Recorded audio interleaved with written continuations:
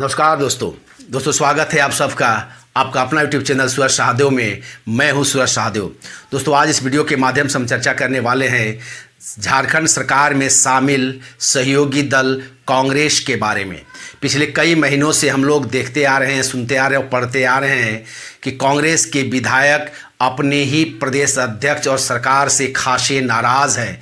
इनको लेकर के कई बार वो बैठकें भी की है, सोशल मीडिया के माध्यम से अपनी बातों को भी उन्होंने रखा है और पार्टी फोरम में भी अपनी बातों को रखा है।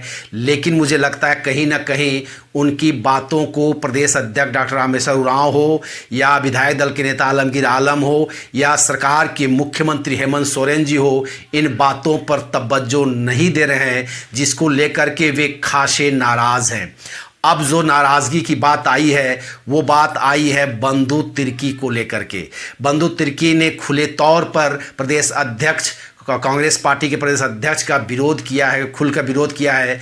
उनका जो मामला है दोस्तों, प्रदीप यादव जी और बंधु तिर्की जी का मामला अनुच्छेद के तहत दल बदल का मामला के कारण उनके मामले को लटकाया गया है। उनका कहना है कि प्रदीप यादव और बंधु तिर्की जी का मामला दल बदल का मामले के अंतर्गत नहीं आता है, लेकिन जानबूझकर उसे लटकाया जा रहा है। उन्होंने कहा है कि अभी तक उनको कांग्रेस पार्टी में एंट्री तो दिला दी गई है, लेकिन विधानसभा में अभी तक उसको कांग्रेस विधायक के रूप में मान्यता नहीं दी गई है। उनको एक निर्दलीय या झारखंड विकास मोर्चा के नेता के रूप में मान्यता दी जाती है। उससे वे खासे नाराज़ लगते हैं दोस्तों। उन्होंने कहा कि इस बात को लेकर के वे प्रदेश अध्यक्ष तक कई बार उनसे मुलाकात की, उनके पास इन बातों को रखी, लेकिन उनको लगता है, उनका कहना था कि उनके अनुसार प्रदेश अध्यक्ष इस मामले को लेकर के बहुत उदासीन है या इस मामले को वो सुलझाना ही नहीं चाहते हैं।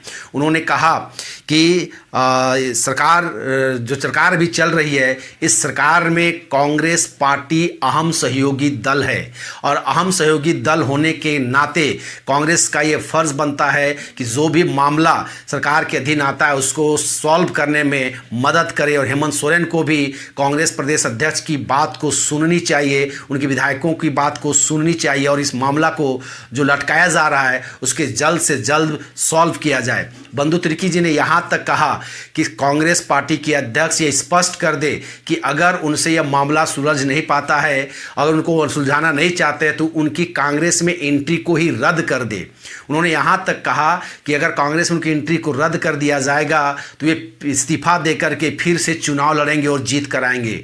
उन्होंने यहाँ तक कह दिया कि वे किसी के आशीर्वाद से चुनाव नहीं जीतते हैं, बल्कि उन्हें अपने दम पर और अपने जनता में जो भरोसा है, उनका जनता के विश्वास के भरोसे चुनाव जीत कर आते हैं। उन्होंने साफ कहा कि उनका एक लंबा अनुभव है संगठन चलाने के लिए, अतः वो किसी के आशीर्वाद से नेता विधायक नहीं बनते हैं। उन्होंने स्पष्ट कहा कि कांग्रेस पार्टी या तो उनको मान्यता दे या उनकी एंट्री को रद्द कर दे ताकि वो चुनाव में जा सके और चुनाव फिर से जीत कर आ सके। और अगर मान्यता कांग्रेस पार्टी के प्रदेश अध्यक्ष और या सरकार मान्यता नहीं देती है तो ये भी स्पष्ट करे वो, ताकि वो केंद्रीय नेतृत्व में जाकर इसकी बात को रख सके, शिकायत कर सके दोस्तों। यानी कि दोस्तों कहीं ना कहीं बंधु तिर्की भी अब खुलकर प्रदेश अध्यक्ष और सरकार के खिलाफ आ गए हैं और खुलकर बोलना शुरू कर दिया है। और बोलना लाजमी ही है दोस्तों, क्योंकि 1.5 साल से उनका मामला को लटकाया जा रहा है। कहीं से ये तुक ही नहीं बनता है। ये बहुत छोटा सा मामला है कि अगर आप किसी दल को छोड़कर आए हैं, उसमें 4-5-6 धाराएं लगती होंगी, उस 4-5-6 धाराएं को स्टडी करने के लिए 1.5 साल बहुत लंबा समय होता है दोस्तों। उसको 2 से 3 महीना में समाधान किया जा सकता है। हालांकि ऐसे मामलों का समाधान के लिए सुप्रीम कोर्ट से साफ आदेश है, इसको 3 महीना में समाधान करके उसको रिजल्ट देना है, लेकिन 1.5 साल तक उसको लटकाया जा रहा है। इनसे पहले जो भाजपा के सरकार में जब इसे हुई थी, जेवीएम के 5 विधायक जब टूट करके भाजपा में शामिल हुए थे तो उनके मामले को 5 साल तक लटकाया गया था दोस्तों, और तत्कालीन विधानसभा अध्यक्ष इस पर कोई फैसला नहीं दिए थे।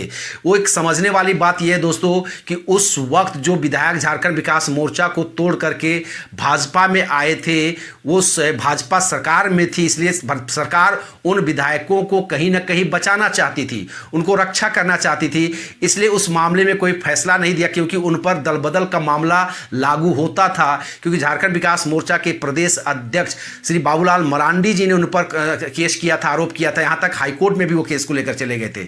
लेकिन बंधु तिर्की और प्रदीप यादव जी के मामले में ऐसा नहीं है दोस्तों। प्रदीप यादव और बंधु तिर्की को झारखंड विकास मोर्चा के केंद्रीय अध्यक्ष बाबूलाल मरांडी जी ने अपने पार्टी से निष्कासित कर दिया था। दल के खिलाफ कुछ बोलने और करने के कारण उनको पार्टी से निष्कासित कर दिया था। अतः जब उनको निष्कासित कर दिया गया था तो उनका कोई दोष नहीं होता है दोस्तों। वो एक निर्दलीय विधायक के रूप में ही अपने विधानसभा में वो काम कर सकते थे, रह सकते थे, और उनके नाते उनको मंत्री भी बनाया जा सकता था। लेकिन सत्ताधारी दल ने जानबूझकर बाबूलाल मरांडी जी के बहाने इन लोगों को भी फंसा दिया है। बाबूलाल मरांडी जी को चुनाव आयोग ने भी भाजपा के विधायक दल के नेता या भाजपा में पार्टी को पूरी तरह से विलय करने को मान्यता दे दी है, और उसके बाद बाबूलाल मरांडी जी ने अपनी पार्टी को भाजपा में विलय कराने के बाद वो भाजपा ने भी उससे विधायक दल के नेता के रूप में बनाया। लेकिन उनके मामले को भी कहीं ना कहीं झारखंड मुक्ति मोर्चा सरकार और कांग्रेस ने उसको मान्यता नहीं दे रहे हैं, क्योंकि इन दो बाबूलाल मरांडी के बहाने कहीं ना कहीं उनको बंधु तिर्की के नाक में नथनी डालना था दोस्तों, ताकि बंधु तिर्की को कंट्रोल किया जा सके और बंधु तिर्की मंत्री बनने के लिए जिद ना करे, प्रदीप यादव मंत्री बनने के लिए जिद ना करे।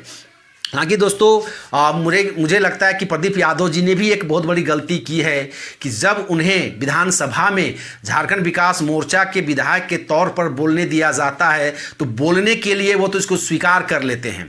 बाबूलाल मरांडी को वो समय नहीं, स्पीकर ने बाबूलाल मरांडी जी को वहाँ भाजपा के विधायक दल के नेता के रूप में बोलने का अवसर नहीं दिए। उन्होंने कहा कि आपका दल बदल का मामला चलता है, इसलिए आप अभी जेबीएम के सदस्य हैं और जेबीएम के विधायक दल के नेता प्रदीप यादव जी हैं, इसे जेबीएम का पूरा समय प्रदीप यादव को दे दिया जाता है। और प्रदीप यादव भी बोलने के चक्कर में वो ये नहीं देखे कि आगे चलकर इसका क्या नफा नुकसान होगा, वो भी उसको स्वीकार करके बाबूलाल मरांडी का भी समय का इस्तेमाल, बंधु तिर्की का भी समय का इस्तेमाल करके वो विधानसभा में बातें रखते रहते थे। कहीं ना कहीं प्रदीप यादव जी ने भी एक भारी गलती की है कि जेबीएम के विधायक दल के नेता को अभी भी वो अपने आप को मानते हैं। उनको साफ इनकार कर देना चाहिए कि हम जेबीएम के विधायक दल के नेता अब नहीं हैं, मुझे पार्टी से निष्कासित कर दिया गया है और हम अब कांग्रेस के पार्टी के सदस्य हैं, इसलिए हमें कांग्रेस के विधायक के रूप में मान्यता दी जाए और विधानसभा में स्थान दिया जाए। लेकिन बोलने के चक्कर में इस नेता ने सब कुछ को गुड़ गोबर करके रख दिया दोस्तों।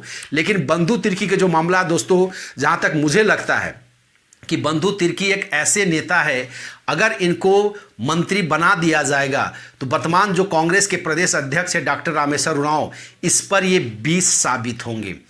मुख्यमंत्री हेमंत सोरेन को भी बहुत बड़ा डर है बंधु तिर्की से कि बंधु तिर्की जी बहुत ही तेज तरार और आदिवासियों के बीच में एक पकड़ वाले नेता है। जहां तक हेमंत सोरेन की बात है तो जब तक शिबू सोरेन जी हैं, हेमंत सोरेन की पकड़ आदिवासियों में या संथाल में है दोस्तों।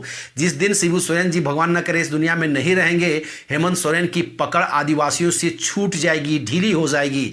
लेकिन बंधु तिर्की ऐसे नेता है जो चाईबासा से लेकर आपके धनबाद और गढ़वा से लेकर के गोड्डा साहबगंज तक उनकी आदिवासियों में एक अच्छी खासी पकड़ है, चाहे ईसाई हो, आदिवासी हो, मुस्लिम हो, इन सब में उनकी पकड़ है। कहीं नहीं कहीं कांग्रेस पार्टी के प्रदेश अध्यक्ष डॉक्टर रामेश्वर उरांव हो, चाहे झारखंड मुक्ति मोर्चा के जो नेता हैं, ये उनसे घबराते हैं और घबराने के कारण उनको मंत्री पद देने से बचने के लिए ये अड़चनें उन पर डाली जा रही है और उनके मामले पर फैसला नहीं लिया जा रहा है दोस्तों। हालांकि दोस्तों एक ऐसी भी खबर उड़ रही है कि कांग्रेस के कई विधायक ऐसे देखने में तो हाल ही में जिन्होंने विरोध किया था उसमें 4 इनकी जो महिला विधायक है, जिनमें आपके दीपिका सिंह पांडे हैं, ममता देवी हैं, अंबा प्रसाद है और आपके झरिया के विधायक पूर्णिमा नीरज सिंह है। इन चारों ने ही सरकार के खिलाफ, अध्यक्ष के खिलाफ अपना गुस्सा, अपना विरोध जाहिर कर दिया था।